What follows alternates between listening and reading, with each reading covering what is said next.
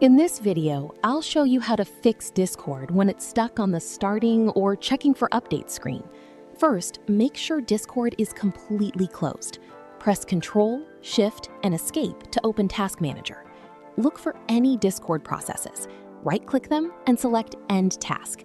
Discord can't update if it's still running in the background. Next, we're going to clear the corrupted update cache. Press the Windows key plus R on your keyboard to open the Run box.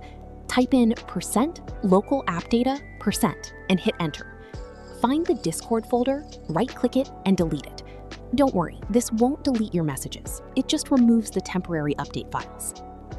Now, open the Run box again by pressing Windows plus R, but this time type %appdata % and hit Enter. Locate the Discord folder here and delete this one as well. This clears your login cache and settings, which often resolves the starting loop. Once those folders are gone, restart your computer. After the reboot, go to Discord's official website to download a fresh installer. Running the installer now will let it create clean, updated folders without any old errors getting in the way. And that's it.